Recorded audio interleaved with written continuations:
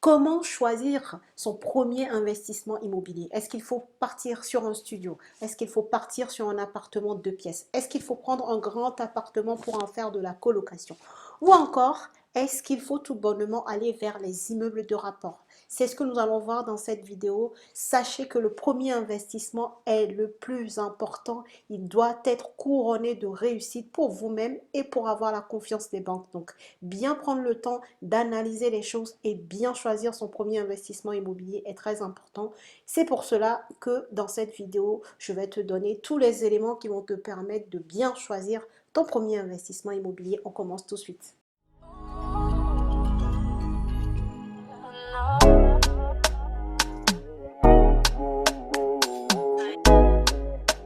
Pour t'aider à faire ton choix dans cette vidéo, on va échanger ensemble sur les différents types d'investissements, leurs avantages et leurs inconvénients. Comme ça, à la fin, tu auras tous les éléments en ta possession pour faire le meilleur choix de premier investissement pour toi. Alors, je t'invite à regarder cette vidéo du coup jusqu'à la fin pour avoir l'entièreté des messages que je veux te passer pour t'aider dans tes investissements. On va commencer du coup par les studios. Les studios, le grand avantage des studios, c'est que c'est des petites surfaces qui ne coûtent pas cher à l'achat par rapport aux autres types d'appartements ou d'immeubles. Pourquoi? Parce que c'est des petites surfaces, comme je le dis, et dans une même ville, par rapport au prix au mètre carré, tu achèteras toujours moins cher un studio qu'un T2 ou qu'un grand appartement de 4 chambres ou qu'un immeuble de rapport. Dans une même ville, le prix du studio te sera toujours moins important que les autres types de biens. Du coup, qu'est-ce que ça traduit? Ça traduit que si tu as de petits revenus et que tu veux commencer à investir, un studio peut être le premier bon investissement parce qu'il te coûtera moins cher et du coup, tu pourras toujours trouver une banque qui accepte de financer ton investissement. Et le deuxième point positif des studios, c'est que tu as une base de locataires, de potentiels locataires qui est très importante parce que ces genres de surface intéressent les étudiants, les personnes qui sont en école d'infirmière, pardon, les personnes qui viennent d'entrer dans la vie active. En fait, tu as une grande base de potentiel locataire qui est importante. Donc, du coup, tu pourras toujours trouver quelqu'un qui voudra de ton studio, qui voudra y habiter, qui voudra louer ton appartement. L'inconvénient, quel est-il? L'inconvénient, c'est que les studios, en fait, comme c'est des petites surfaces, la personne qui va la prendre, elle la laissera très rapidement, peut-être au bout d'une année, parce qu'elle aura trouvé plus grand ou elle aura les moyens de se mettre dans un logement plus grand pour être plus à l'aise. Donc, tu as un turnover qui est important dans les studios. Un autre inconvénient lorsque vous êtes sur une stratégie d'investissement sur les studios, c'est que vous louez votre appartement à une seule personne. Donc, le risque d'impayé se retrouve sur une seule tête. Le jour où ce locataire a des problèmes financiers et ne vous paye plus, du coup, vous aurez ce loyer-là en moins et vous aurez vraiment un déficit dans vos revenus. Donc, c'est vraiment un risque à prendre en compte quand on a la stratégie d'achat des petites surfaces comme les studios, à bien prendre en compte cela et à épargner, avoir ces parades-là, avoir de l'épargne de côté pour si jamais cette personne-là n'est plus en mesure de payer pendant un certain temps. Ensuite, on va parler des grands appartements qui ont 3 chambres par exemple, donc des grands appartements 4 pièces en fait. L'intérêt d'avoir de grands appartements, en tout cas d'investir dans les grands appartements, c'est de pouvoir en faire de la colocation. Si tu t'intéresses aux grands appartements, je te conseille fortement de regarder la stratégie de la colocation. Pourquoi? Parce que ça te permettra de louer les chambres individuellement et du coup de dégager un cash flow plus conséquent que si tu louais cet appartement à une seule et même famille. Quand tu utilises la stratégie de la colocation dans les grands appartements, tu dégageras toujours, mais toujours plus de cash flow, plus de revenus complémentaires tous les mois que si tu investissais dans un studio. Ça, c'est la force des grands appartements. L'autre avantage, c'est que ton bien est forcément en copropriété. Donc, tous les copropriétaires, en fait, partagent les charges de l'immeuble. S'il y a un problème de toiture, s'il y a un problème de façade, s'il y a un problème d'entretien des communs, peu importe, toutes ces charges-là sont partagées entre les différents copropriétaires. Donc, ce ne sera pas qu'à toi de mettre la main à la poche, mais à l'ensemble des personnes qui possèdent un bien au sein de l'immeuble. L'autre avantage quand vous êtes dans une stratégie de colocation, c'est que vous avez plusieurs locataires ou colocataires. Ça veut dire que vous diluez le risque d'impayé en fait sur plusieurs têtes. Et donc pour vous, le risque de ne pas pouvoir rembourser vos échéances de prêt, bah, ça se réduit. Et ça, c'est un grand avantage que vous avez lorsque du coup, vous disposez de plusieurs locataires. S'il y a un des colocataires qui a par exemple des difficultés financières à un moment donné, vous aurez toujours les deux, les trois autres colocataires, ça dépend du nombre de colocataires que vous avez dans votre appartement, qui continueront à payer leur part de loyer. Donc, ça veut dire que vous aurez toujours des rentrées d'argent sur ce même appartement.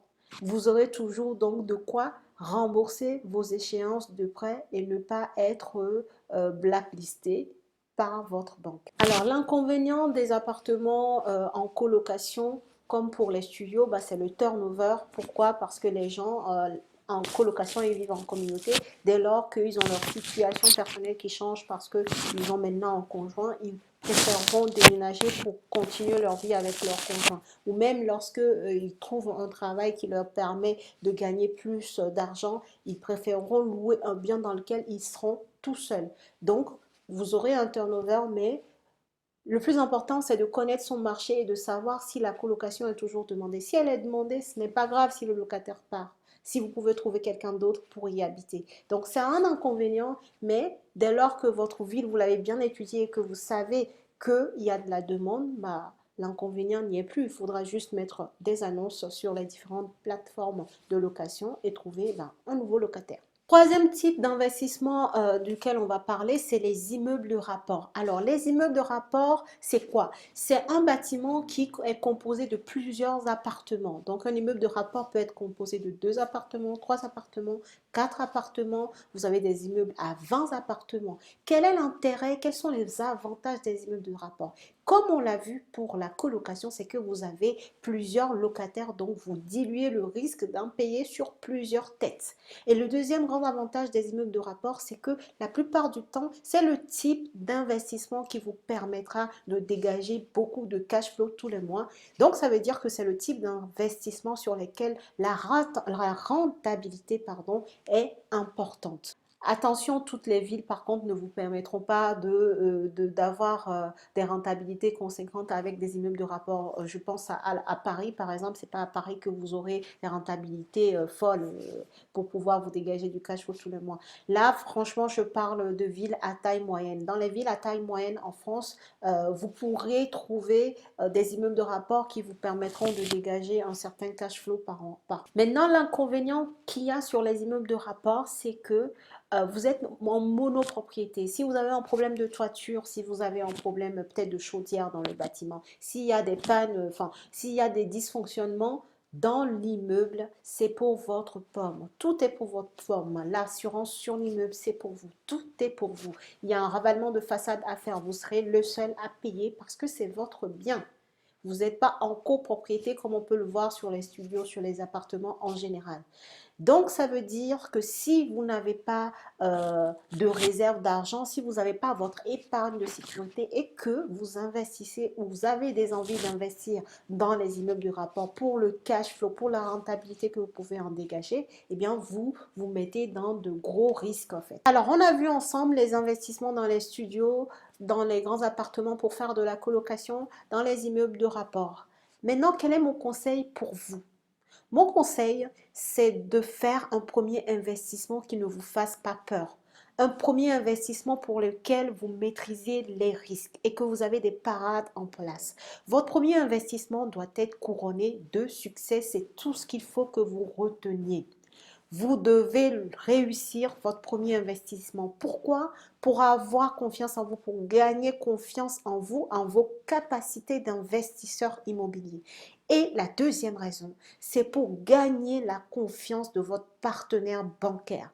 En tout cas, si vous voulez continuer à investir, parce que vous aimez ça et vous voulez développer votre patrimoine, votre premier investissement, c'est le test qu'il ne faut pas louper.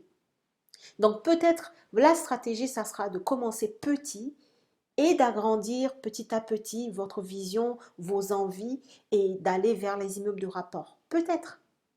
Mais si vous voulez faire les immeubles de rapport comme premier investissement, vous pouvez le faire. Personnellement, je n'ai que des immeubles de rapport. Mais alors là, il faut absolument que vous ayez les reins solides. Il faut absolument que vous ayez assez d'épargne de côté pour aller vers ce type d'investissement. C'est tout ce que je voulais vous dire dans cette vidéo. Mettez-moi en commentaire quel est le premier bien immobilier que vous avez acheté. Est-ce un appartement, est-ce un studio, est-ce un immeuble de rapport, ou qu'est-ce que vous prévoyez faire comme premier investissement immobilier. Si cette vidéo vous a plu, n'hésitez pas à la partager, à la liker et à parler de la chaîne autour de vous, à vous abonner à la chaîne.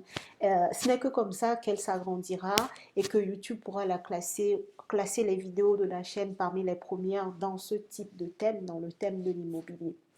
Merci à tous, toutes d'avoir suivi cette vidéo. Moi, je vous souhaite bonne fin de week-end et je vous dis à la prochaine vidéo.